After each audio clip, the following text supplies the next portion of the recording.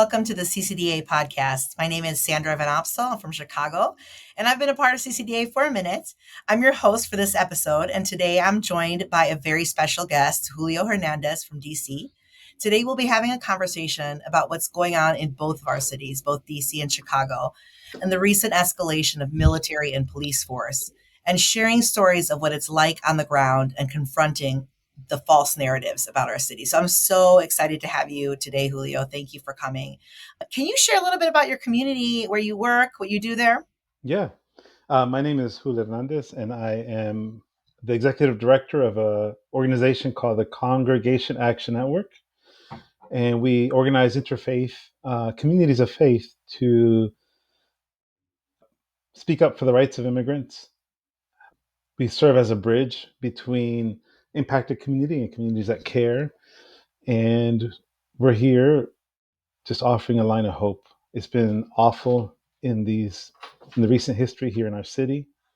Really beautiful city, Washington, D.C., very diverse. I say to people that one of our cultural ways of greeting each other in Spanish is you say, hi, what's your name, and where are you from? Which sometimes in other parts of the United States is not always like that. I've been in different cities where we're all Puerto Rican here, or we're all Mexican here. So it's really beautiful here to the diversity of the Latin American population. And because we're in the capital, we have also people that are ambassadors, so my local high school here near my home, the ambassador's child of Bolivia attends the local public high school. So it's a neat place where the world really literally meets each other and is in relationship. And it's very diverse. And I just also our trees are very diverse. We have really bad allergies here. Yeah, that happens when I go to DC. I hear you there. I really appreciate the way you're sharing about your city and explaining your city. I think that it's I've been to DC many times, and the way you just described it is exactly how I experienced it, but maybe haven't put words to it. Mm. It's like the world is meeting there, Mm-hmm. and you can feel both the community nature as well as the power all at the same time, because it is, it is our nation's capital. And Mm-hmm. so, and one of the things I love about the work that we do with CCDA is that even though we may have this national organization and connection, we all are working and living in our local space. And I think it's important for people from within that space to share the story of that space. Mm-hmm. There's these kind of stories that are being told about what's happening in DC, and we're watching the news, Mm-hmm. and LA and Chicago, and we're all calling each other in the CCDA family saying, hey, what's going on the ground there? Like, for real, is it that bad? What does this look like? I'm seeing these videos, Mm-hmm. and can you share more with me? And so I wondered if you could actually share a little bit. So anyway, I'm here in Chicago. Let me say that first. I'm here in Chicago. I'm in Chicago's West Side. I live in Humboldt Park. I congregate in Lawndale. I've done ministry both with students and churches as an activist here on the broader West Side of Chicago. And though our city's Latina population is Mexican, my neighborhood's population is Puerto Rican. And I myself am neither Mexican or Puerto Rican. I'm Colombian, Argentine. And so that description you gave of DC, I was like, oh yeah, it's this experience of like we're together, we're connected, but we're also distinct and different. But we hold one another's stories so that we can do work together. So that's where I'm at here in Chicago. I'm if you hear sirens and lawnmowers and chickens, that's me over here. But tell me a little bit about the way militarization has shown up in your community and how it's affecting your community. We had a wedding just recently. My father-in-law, my late father-in-law, was the founder of the Arabic Baptist Church in America. And so we were at an Arab wedding. One side of the family was Egyptian, the other side was Syrian, Palestinian. Because we had people from all over the country come to this wedding, and they would ask us, is it really that bad? Are people losing their jobs? Because there's a big, what I found just in general as an American culture, is a big lack of trust. What is true? And so people are relying on relationships to understand what's really happening. And it is true. I mean, one of my friends who just had twins lost her job. She got a doctorate and was working in USID. And you're talking about very specific careers that have been eliminated overnight. So now they have the question to ask: what happens to our home? What happens to where do we live? Overnight, our neighbors are changing. People are moving out. We're seeing over weekends moving vans in our neighborhood. People leaving. It's just this mass change, a big shift in the DC residential life. On top of that, we have the occupation where we've had National Guard. So people don't understand how policed DC is already. If you live in let's say Kansas, you might have your county police, but how many times do you interact with park police? How many times do you interact with Amtrak police? And something new we experienced on the ground is now there is people wearing armed people with a patch and a vest that says IRS police. Did you all know that there was an IRS police? I mean, it just blows your mind of the militarization that's happening in our society. And DC is, I mean, I don't know what other to say, but ground zero of this militarization police state that is being developed all over the United States. Um, for example, Amtrak police is something that we've seen on the ground. Heavily armed. I mean, when I go to the metro, when I go to work, I live in Virginia. I used to ride my bicycle to work. I don't anymore because of the danger of being a brown person out in public. It's much more dangerous. So I'm taking public transportation more. But where I make my stop and change over to the next metro line, my stop is in the Pentagon. There we have soldiers with scopes and rifles and bulletproof vests walking the metro. I mean, I feel like I'm back in El Salvador. Where we're seeing machine guns on every corner. It's just, I was talking to a Nigerian in our community. He said, I feel like I'm back in my country, the way that things are looking. It's completely awful. I mean, I was telling my wife, I was driving yesterday and I saw, so this is something you don't often see is white men who have bulletproof vests on every corner of the street. And I told my wife, my body started to react. My heartbeat increased. Oh my goodness, am I driving into a trap, right? With this, the Supreme Court ruling that allows racial profiling now. Oh my gosh, So yes. your job, your language, the color of your skin, now we're all in danger. It doesn't matter if you have papers or not. There was a raid yesterday morning in a restaurant, and the officer that came into the restaurant had the pictures of everybody, even citizens. I need you to understand this, those who are listening. What right do law enforcement have to have our pictures in a raid?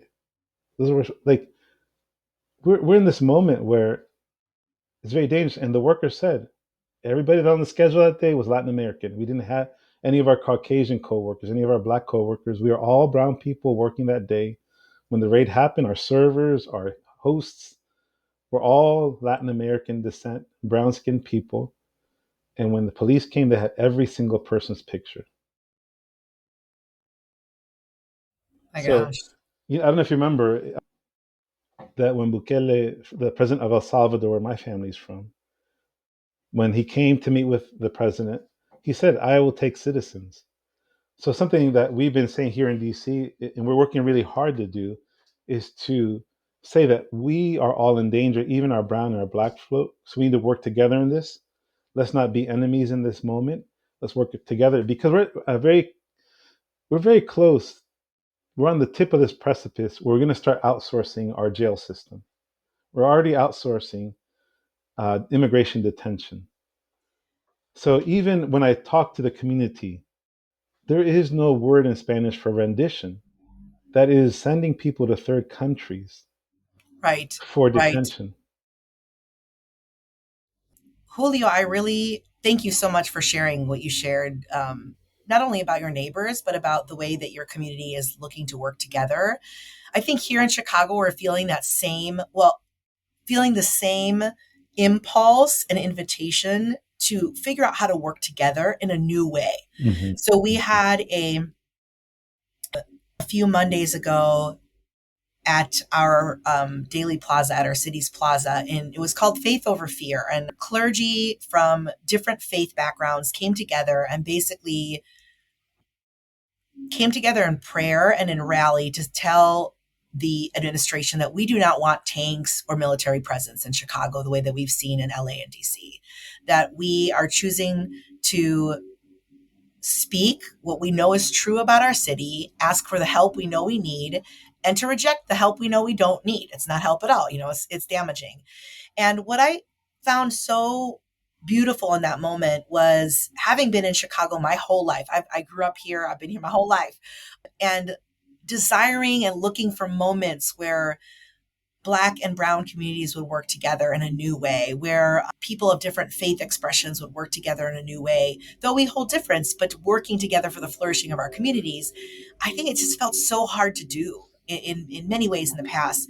And one of our kind of lead clergy activists, Father Flager from the South Side, who's leads at a Catholic church, he said, I've never seen Chicago clergy organize across faiths the way that we are right now. And I thought, you know what, that's true. I haven't seen that either. And I think it's because out of sheer desperation, we're like, we know we don't agree on everything. And we even had some really crucial, hard conversations about what our goals were as an interfaith clergy. And we're still having them when we meet weekly. But what we know is true is that if we don't work together, we can't win. If we don't work together, we can't win. And so there's too much at stake right now for all of our communities that are marginalized with this administration to not say and do something together. And so we agreed on some basic principles that we wanted to look after. And part of that was to not make the militarization of our cities solely about immigration. Though, as some of our sisters said in that meeting, it impacts the Latina and immigrant community in distinct and unique ways at this moment in time. It will ultimately, as you said, Julio, affect all of us. It will affect all of us because military presence in any city is dangerous to any marginalized person. And what will it do to our young Black and brown men and women? What will it do to our immigrant neighbors who have status but are vulnerable in their status? And then what does it do to anyone after the Supreme Court made that ruling? Like, I was like, what is going to happen around here? Like, I called on my family members. I said, carry your passport with you everywhere you go. Mm-hmm. And it reminded me of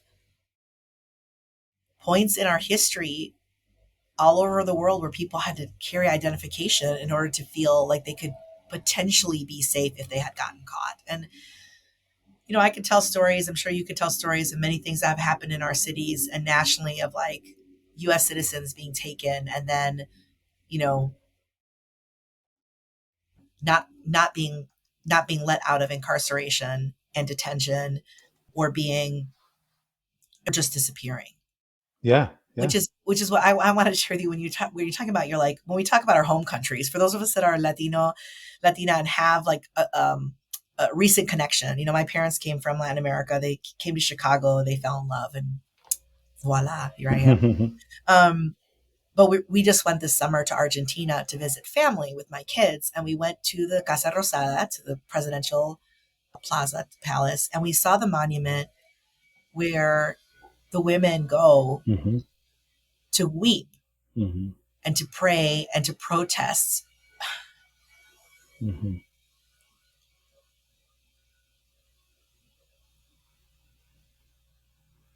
For all that disappeared in their country. And the way that the government was able to overreach the way they did, with no due process, with a disregard for what is legality, and then people just disappeared, never to be heard from again.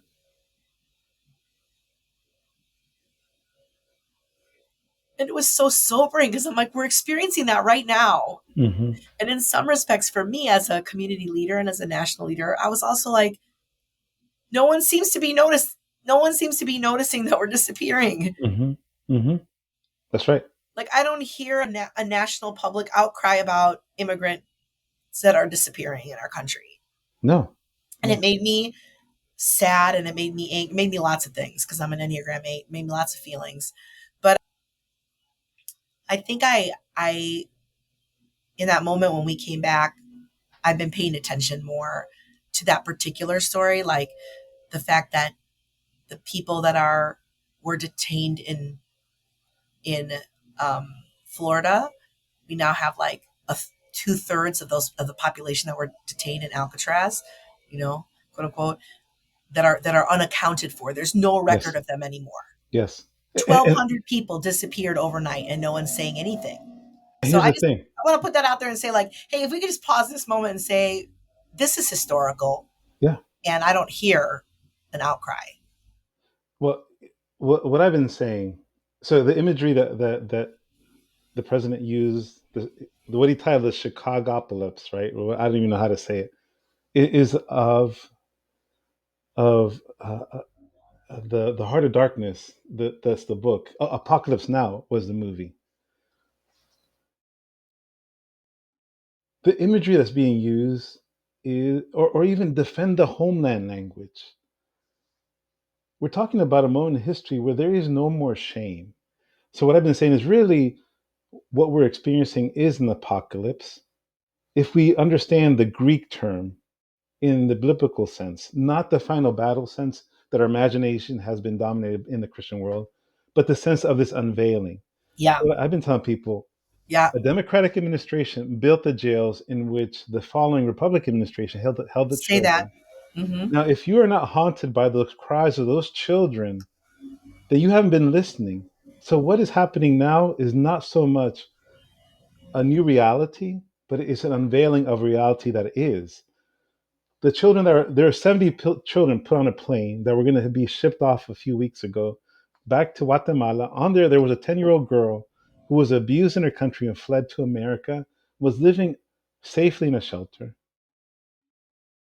And now they want to ship her back. They said on that plane, kids were throwing up because of the fear of thinking about returning to their home. A couple of weeks ago, I had a call from a law firm that said our lawyers can't work anymore because of the secondary trauma that they're experiencing. We have hundreds of people disappeared here in DC, and we can't file habeas corpus because there is no corpus. There is no body from which we can file a case. This is not just happening in Florida. It was about to happen in Texas with those children. Now, hear this, people. This is what really makes me angry. All these Christians that talk about we want to stop child trafficking. Well, you should be up in arms right now, going to advocate for these children because you're being hypocrites right now. You should be, with all your might, being here for these children who are being trafficked. We have people disappearing in the system. We have a child that went to soccer. In the morning, he said goodbye to his father. On his way to soccer practice, he noticed his car was in the driveway, or not in the parking lot of his apartments. And that's when we found out that all we know is he disappeared. And the only reason we knew is because his child went out and the car was gone. And here is the piece of this whole pie that we're not processing. It used to be common practice. We could ask law enforcement for their name and their badge number. Right, That no right, longer is a requirement. They're masked. What is that to say that people can't buy? You can go on Amazon and buy one of these vests with a sticker on it. What's to right. say that someone is not able to just on the vigilante squads pick up people? And I think that what you're describing in story and what we are seeing on TikTok, on Instagram, and the news, like all the places wherever we get our whatever we get our news on, we what we see in image and what we hear in story is this idea of the militarization of communities. And just so we're clear on what we're saying with that is it's referring to the adoption of military style tactics and equipment and mindset, all those things, like we're at war with our own citizens by domestic law enforcement, Hmm. right? And all of the people that are deputized. Because I think what you're speaking to is also, I've heard like people are like, oh, the IRS is being deputized, and all these people are being deputized to go out there and do whatever they want. And so we can't even tell who is doing what. And if we speak out, what I have experienced here is that if you speak out, they're using military style tactics to address your voice, like just Mm-hmm. you speaking out. So we have a group of parents and family members and clergy that meet at our here at our Broadview detention center in Illinois. It's just outside of the city, like 2 steps outside of the city. So it's where a lot of people go when they're detained in the city of Chicago. And as these ICE raids have been happening, people are not able to get information. They go to Broadview to like take people their, heart medication or to check in or to like figure out what to do with their child who was left on the street when they Mm-hmm. were taken from them. Because that's what's happening. Our children are just being left there on the sidewalk as their parents are being taken away, Mm-hmm. with no regard to what's going to happen to the safety of that child who's left there.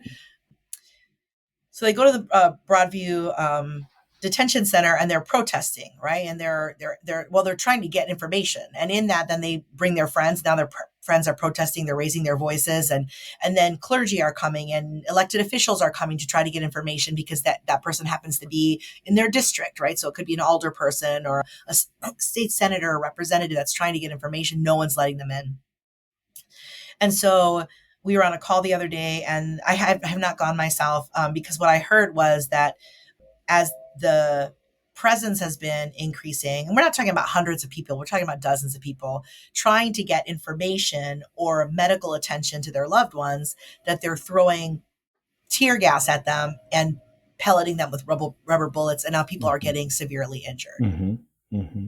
And I've seen the videos and I've talked to people who were there. And so I know that it's a response that is disproportionate to the the chanting or the singing or the praying or whatever it is they're doing in front of the cars. And so I think that's one of the things I think we want you to hear in this conversation we're having is it's not just that it is that this terrible evil thing is happening in our eyes, in our seeing, and we have the power to do something about it. And it's distinct because of the way that our government is handling this. The militarization, employing military tactics against civilians, mothers, daughters, sons, grandchildren, and because of all of the civil rights implications that are happening without due process, with the people disappearing, with wrongful detention of citizens. And it's a moment in time where we can have two conversations. One is like at the intellectual level about the fact that our democracy is crumbling, which is important to have that conversation. But I'm going to guess that you and I, Julio, are like in our neighborhoods going, listen, I'm just trying to get through today Mm-hmm. and the news that came to my desk today and that's on my phone right now. Like I need to be there for these people. I need to get them the resources they need. And so it is imperative, I think, people hear our invitation to do their part in this. It's like we need help because some of us are dealing with day-to-day things and need the partnership for you to show up in places where you can tell a different story, where you can use your voice. So I was wondering if you could talk a little bit about how communities are showing up for each other. Can you talk about like what are the practical ways? And I want to do this in 2 categories. One is not because I think there are only 2 categories, because this is how I think about it. One is like, how do we neighbor well? That's CCDA. It's like, how do you show up for your literal neighbor and the ones around you? And if you're in a nice, posh suburb somewhere, I just want to have news for you. There are people that are vulnerable right around you. So open your eyes next time you pass by Home Depot and you will see. What do you do for your neighbor? How are people showing up for their neighbor? And then the other category we can talk about when we're done with that is like, how do we show up in advocacy? Mm-hmm. Mm-hmm. Those are 2 different categories for me. So how do we neighbor well? What are you seeing? I used to help one of my friends. He used to have a ministry called the Latino Lighthouse, where there are different types of neighboring things, like provide food for the community. But one thing he did was he would do taco tours in the southern part of our county, which is the most ethnic part. And we had people from the north come. And one time I was sitting next to a woman, and she said to me, "Why should I come? I'm not any use here, or they don't want me here." And I looked at her and I was like, "What are you talking about? Like, what makes you think that?" Right? And as we're going through these restaurants, some of them are historic restaurants, have been here decades. We have a very old Salvadoran restaurant here that is since the 80s has been serving here, and she had never been. And talking about one thing as Christians, Jesus chose to walk to Samaria. Take time, you as Christians. This is something that CCA does well. Is practice going across the metaphorical train tracks. Find those lines of division and cross the street and get to know your neighbor. Churches, we're going to be in a time, we're looking at the disillusion of state run social services. So, churches right now at this moment, all over the country, we need to prepare because obviously we're not advocating. HR1 passed so quickly. So that train has passed, but now we need to deal with the aftermath. Church needs to start building clinics. We need to start preparing food banks in massive ways. Gardens in our transform your church grounds to massive gardens for the community, because there's going to be a lot of pain. We're already feeling it right now. So I got a phone call. 35 families at the end of this month can't pay their rent because they have half of their income has been disappeared. Can you imagine yourselves if half your income disappeared overnight? What would that be like for you? Now put yourself in those shoes.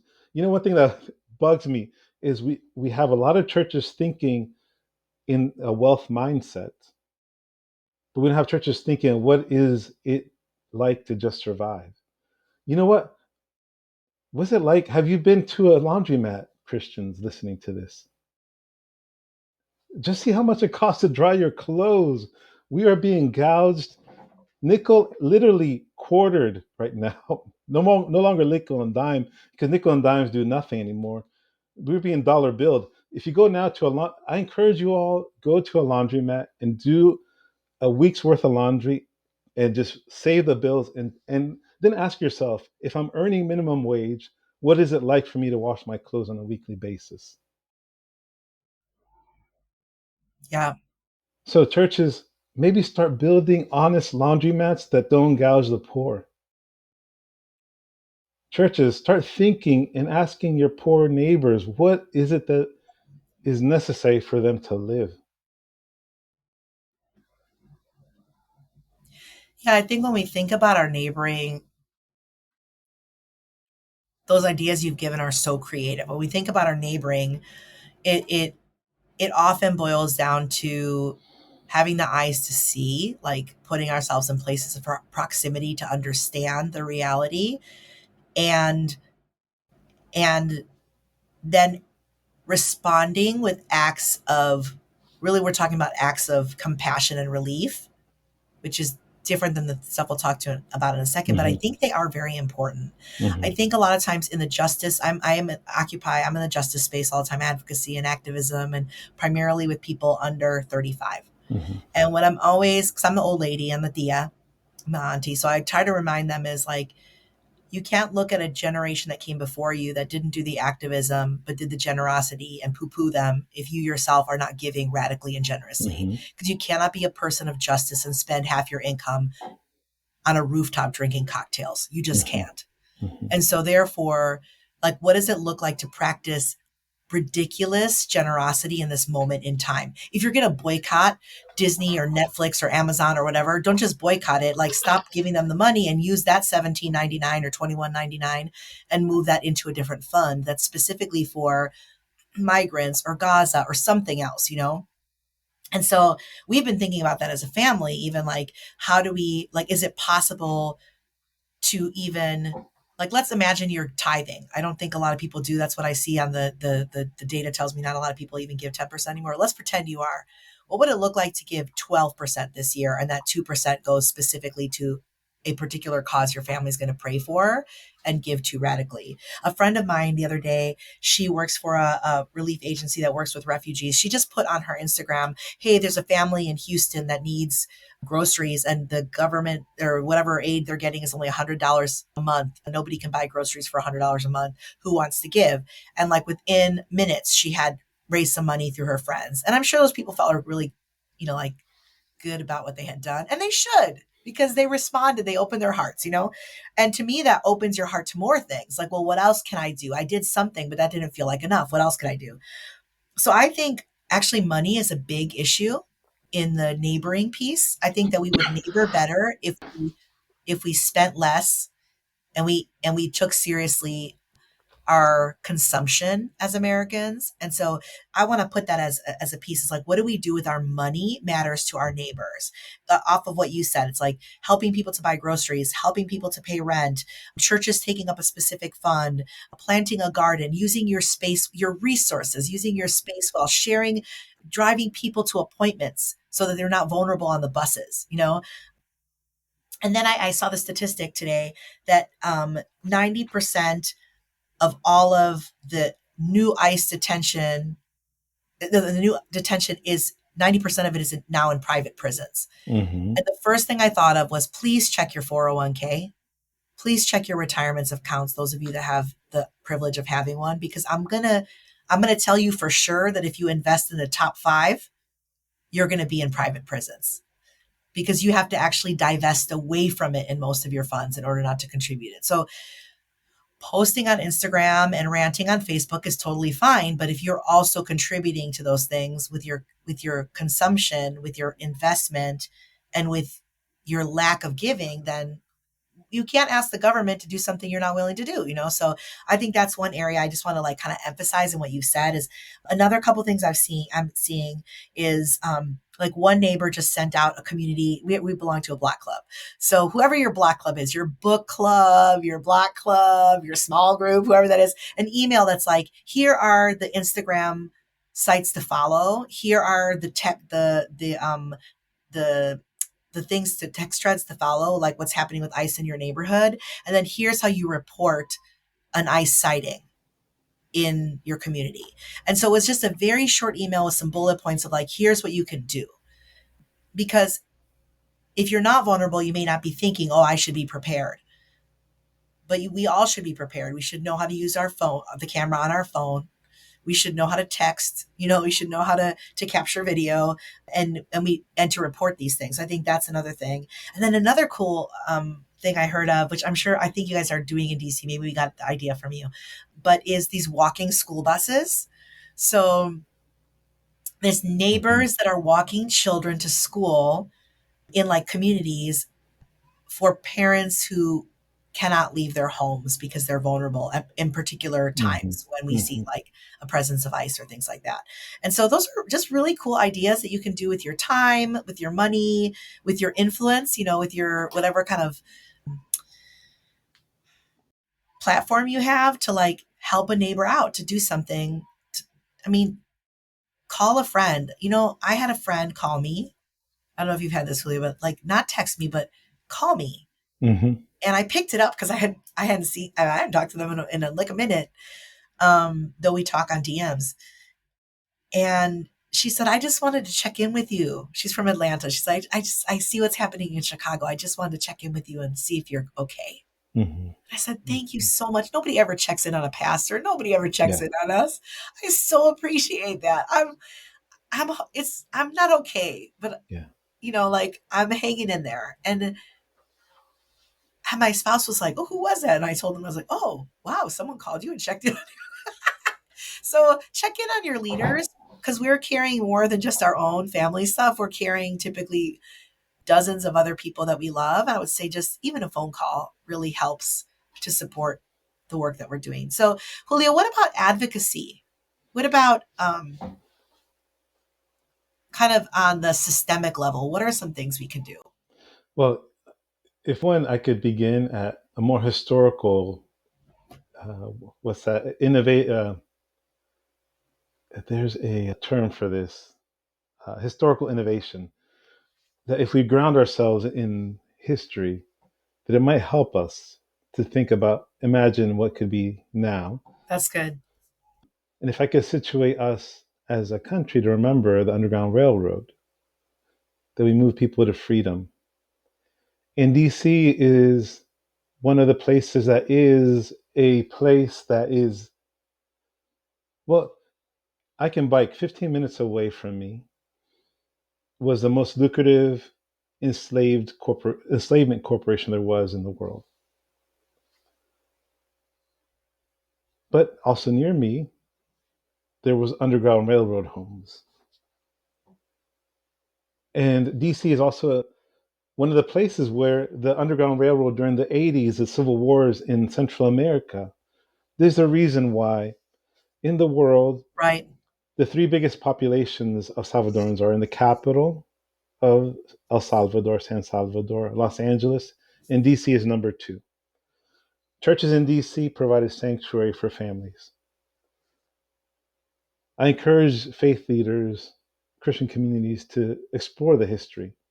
Something that happened at that time too was that the American Baptists, there's a lawsuit, ABC versus Thorogood in Supreme Court, where the American Baptists in a coalition with other groups sued because at that time, if you were from El Salvador or Guatemala, they blanketly said no, you couldn't apply to asylum in the United States or you can be a refugee. They won that case, and that is what inspired TPS, temporary protection status. Mm. Now, sadly, that was just a band-aid, but my hope is that Christian communities can recapture this history, right? We were not just only working civil rights. We all hear about Martin Luther King. I even talked to some American Baptist faith leaders. I formerly was serving in the Baptist church. And this history is not even told in the Baptist church. The radical legal advocacy. Right now, quite frankly, the political will is broken. We haven't seen, in general, the political will to make change for this. If you all don't understand HR 1, I encourage you to sit down and read it. It is a massively. So, DHS now receives more funding than the military of Russia. Only China and US spend more money than DHS. We're funding an organization that is completely lawless. There is impunity.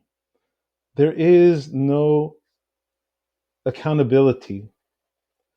In HR 1, we're talking about the rolling back of the Flores agreements. These are agreements that were made to protect children. They're basic as providing water for a child.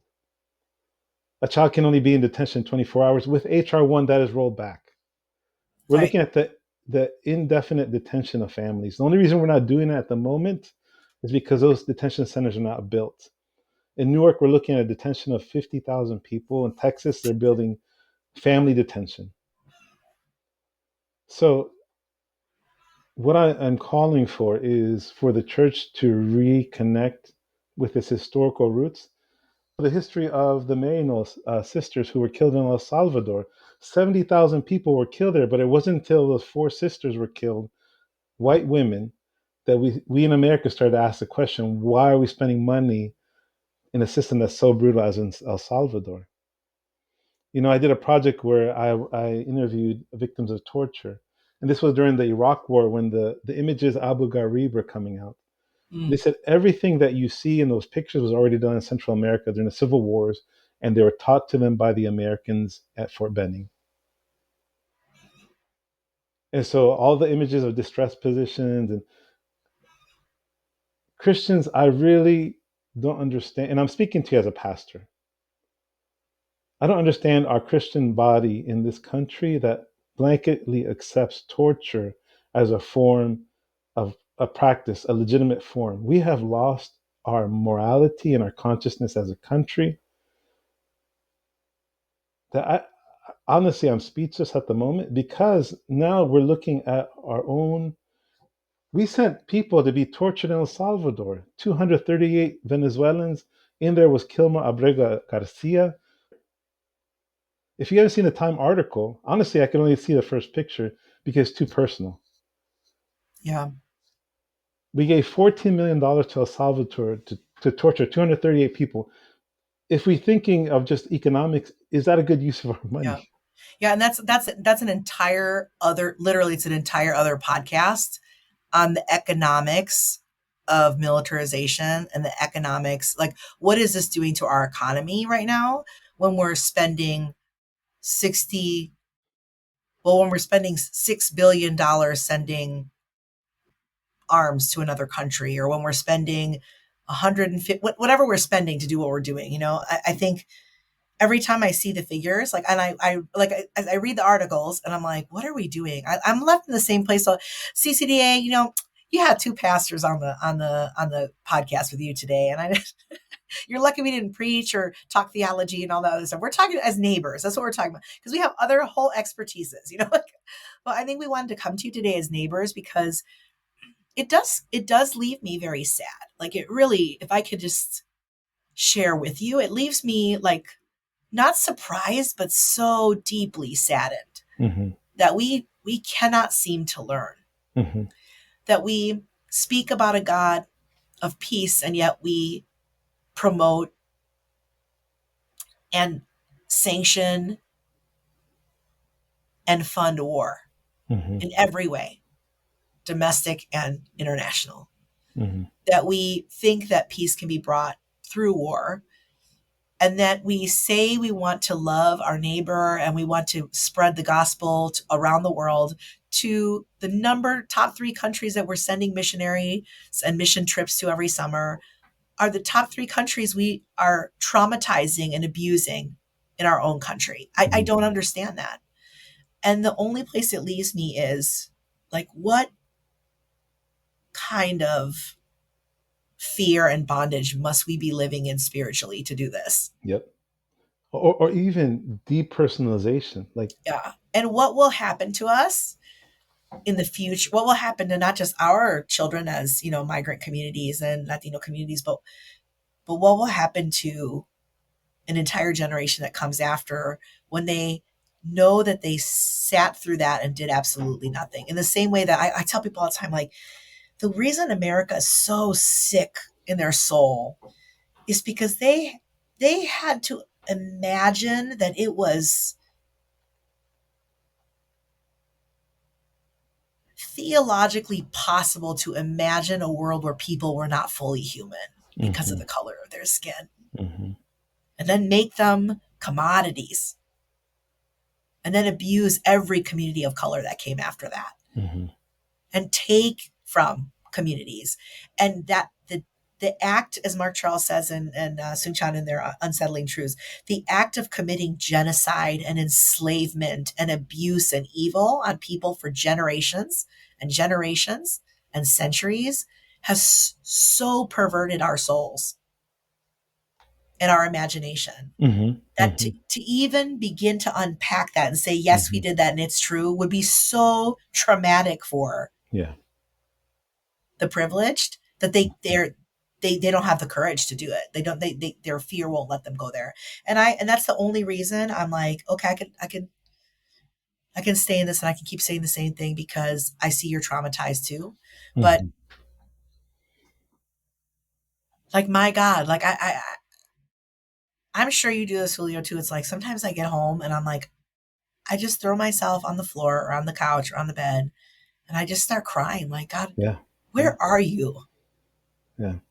And how long?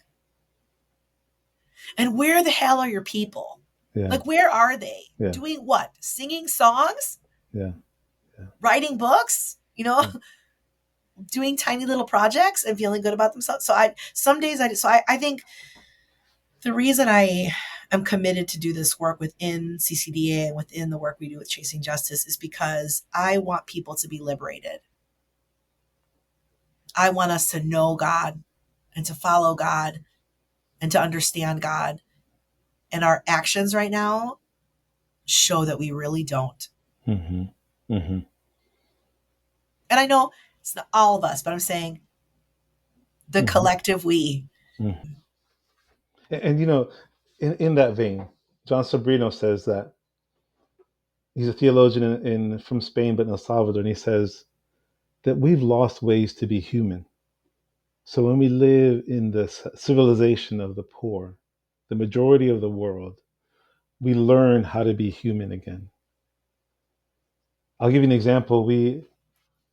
I say this time and time again, the most generous are the poorest people. So in our network, there's a way that we communicate with faith leaders. And I got a phone call from 30 families that are going hungry. They said, we have no more food. We haven't eaten in a week. We don't know what to do. One of the poorest churches on the network brought enough food for 2 weeks. They bought beans, rice, maseca, and queso blanco. They knew they knew the neighborhood so well. They knew what streets to go down to go into this neighborhood that it was very secluded in the city. I mean, over and over again, the poor, the people who have to live under the heel of empire, are the most human among us. Yeah, and I think the statement that you made, we have to learn how to be human, the quote that you talked about, I think that is why doing something is important, because I don't think we're going to think our way into our humanity. I think we're going to walk our way towards our humanity, like walk together and walk with God towards our humanity. And I think some of the ideas that we've already given, but I hope you all share with one another as you process this, it's like, how do we show up for our neighbors with our finances, with our presence, with help, with prayer? We haven't talked a lot about prayer, but definitely we need to be praying. We need to be Mm-hmm. praying for lots of things. I'm assuming we're praying while we're marching and protesting, and Well, then I can share with you around prayer. We're starting something new in DC. We're calling it the prayer guard. If you understand our drift, what we're saying, and we're just gonna. So oftentimes as faith leaders, we're asked to show up in collars, in vestments, but we're not asked to lead the work. So we're doing as faith leaders is we're going to go in different parts, every part of the city, every corner, and march toward the center. Different days we're marching in different parts of the city, just praying and walking and praying for our city as a call out to God for liberation, for freedom, for peace, for protection for our people. and in hope that those walls will fall, Yep. and in hope that the things that are keeping us away apart from our liberation will fall. I mean, we think about things like whether we boycott something, which I think is very important. I think, just so you know, divestment and boycott historically has also been incredibly effective when people do it together. So I see that particularly in a younger generation, like they're like divesting and boycotting particular brands or organizations, because organizations where it hurts them financially, it's gonna people are gonna begin to listen. That's how we got things like all the things we have now, like socially responsible funds and electric cars and all the things that are happening now. We got because people said we won't spend our money there. I think those things are effective. And the other thing I think they do is they teach our families and our communities how to live in a way that's oriented towards the poor. So it's kind of like, I don't know, will these companies, like, will Amazon really care that I haven't, or Walmart really care that I haven't seen them in 20 years? I don't know. But my children, my neighbors, the people that we mentor are seeing that when you live in a way that is oriented towards the poor, the things that oppress the poor, you orient yourself away from those things. And so, why can't we shop there? Why can't we just go through the drive through? Why can't I buy it here? Why is it so complicated? Why do we have to take it the complicated route? Why can't I stream what I want? It's because we're trying to become more human. Mm-hmm. We're trying to say our orientation is not ourselves or our comfort or our privilege or our convenience, because our neighbors don't live under that. Mm-hmm. Mm-hmm. And for many of us in CCDA, we don't live under that kind of privilege or comfort or convenience.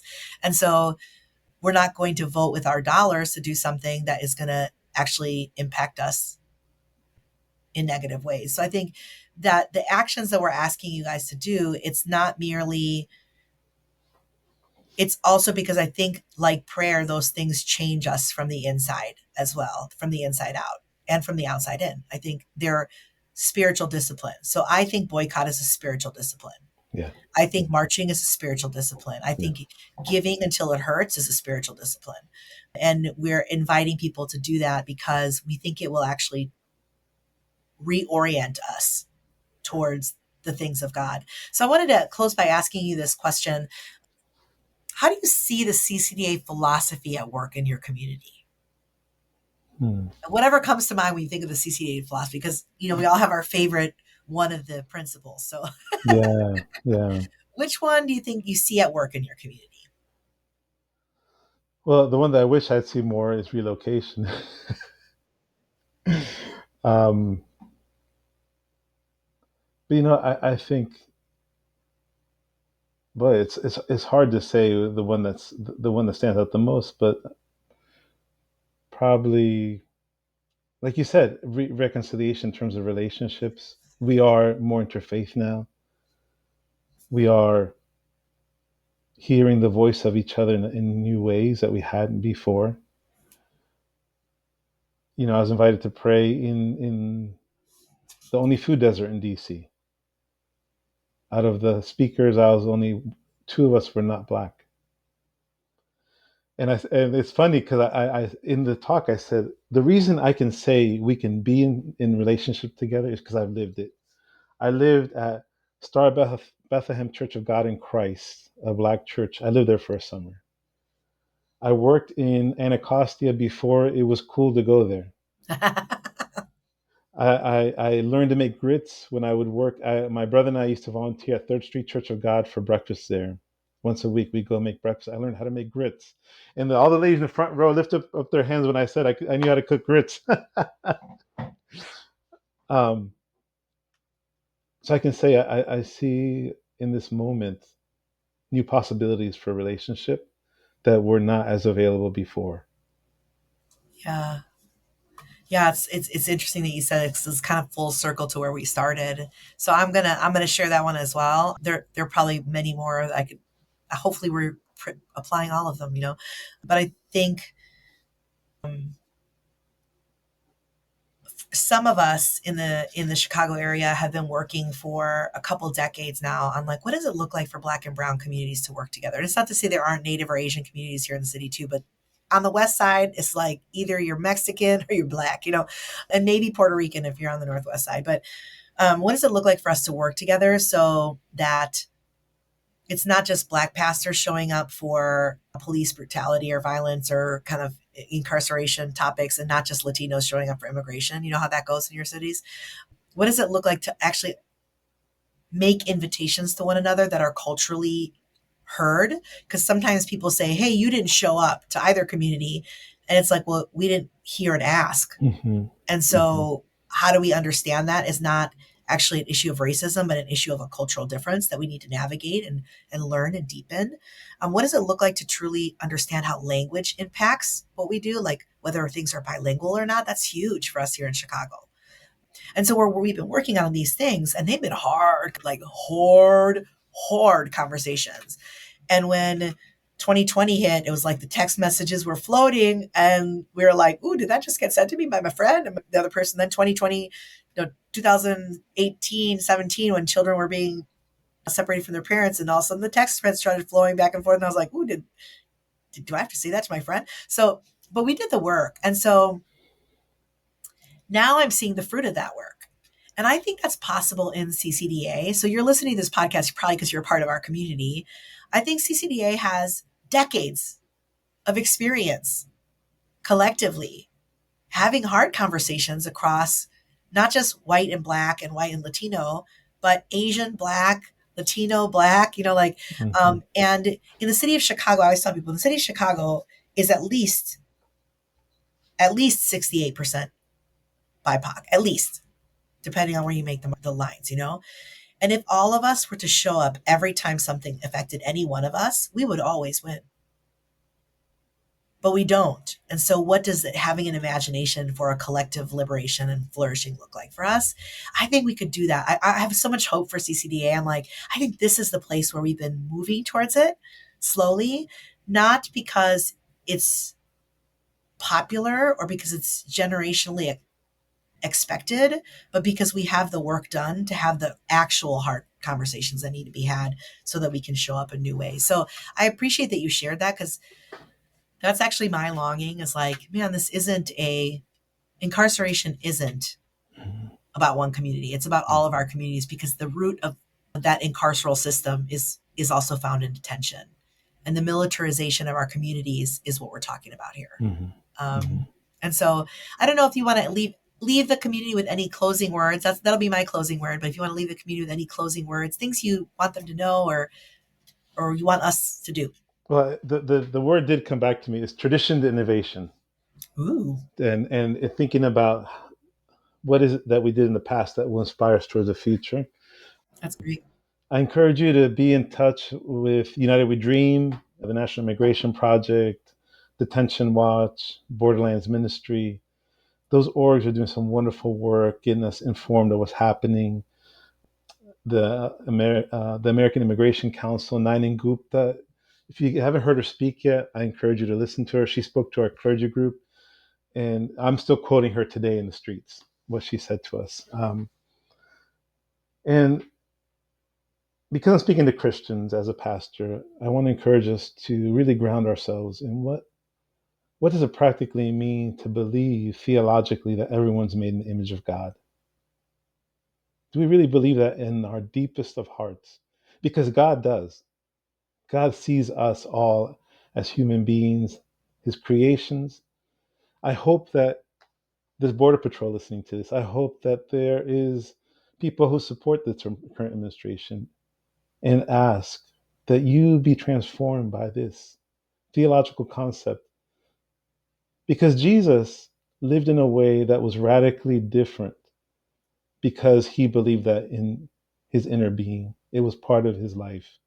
That when he saw his people, he saw people that were made in the image of God, no matter their gender, no matter their color of their skin or economic level, and that Jesus spent the time with those who were most vulnerable. So may we as faith communities reflect this Jesus, and that we may learn from Jesus who had to flee when he was an infant to Egypt. And the way I tell people is that for me is an inspiration that one day the oppressor will be the place of safety for those who are oppressed.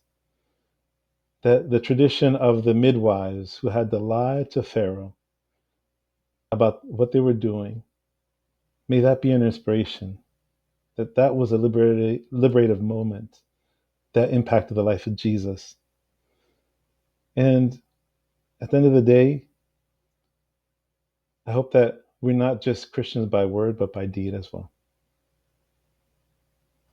Amen. Thank you for that. That's a word, a whole word. Thank you. Thank you. And thank you for listening, y'all, to the CCDA podcast. And thank you, Julio, for joining us today. If you want to learn more about CCDA and how you can get involved, check the show notes out on this episode. And he gave us a lot of places to follow. So we'll be putting those in the show notes. Make sure you look at those. Don't forget to subscribe to the podcast on Apple Podcasts, Spotify, or wherever you get your podcasts. This episode is produced by Sarah Callan in association with Christina Four.